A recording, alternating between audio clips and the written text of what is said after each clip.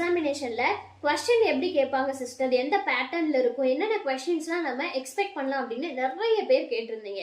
Already சொன்ன மாதிரி AIB எக்ஸாமினேஷன்ல என்ன syllabus and subject of law கொடுத்துருக்காங்களோ அதுல இருந்து எவ்வளவு கொஸ்டின்ஸ் எக்ஸ்பெக்ட் பண்ணலாம் அப்படின்றத நான் ப்ரீவியஸ் வீடியோல சொல்லியிருந்துச்சு.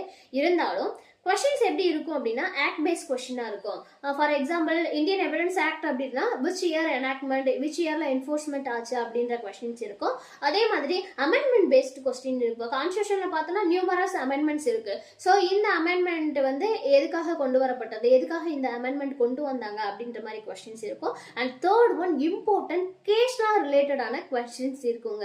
அந்த கேஸ் லாவிலேயே வந்து என்னன்னா same name of the case லாவை 4 கொடுத்து இந்த ஃபேக்ட் அண்ட் இஷ்யூ வந்து எந்த கேஸ்ல சூசபிளா இருக்கும், எந்த இயர்ல நடந்துச்சு அப்படின்றத ஒரு ஆப்ஷனா வந்து கொடுத்துருப்பாங்க. அண்ட் நெக்ஸ்ட் பார்த்தோம் அப்படின்னா இப்போ கிரிமினல் ப்ரொசீஜர்ஸ் அண்ட் கிரிமினல் லால பார்த்தோம்னா பனிஷ்மெண்ட் பேஸ்டு கொஸ்டின்ஸ் வந்து இருக்கும். அதே மாதிரி எக்ஸப்ஷன்ஸ் ஏதாவது இருந்துச்சுன்னா எக்ஸப்ஷன் பேஸ்ட் கொஸ்டினாகவும் இருக்கு. இப்படி நிறைய விதத்துல கொஸ்டின்ஸ் வந்து கேட்கலாம். அதே மாதிரி நெக்ஸ்ட் பார்த்தோம் அப்படின்னா மேட்ச் த ஃபாலோவிங் கொஸ்டின்ஸ் இருக்கும்.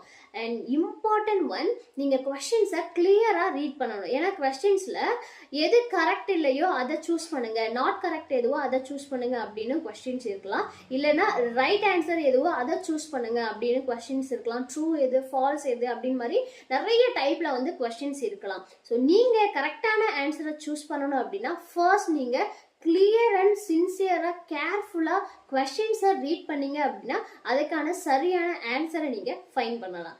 தேங்க்யூ.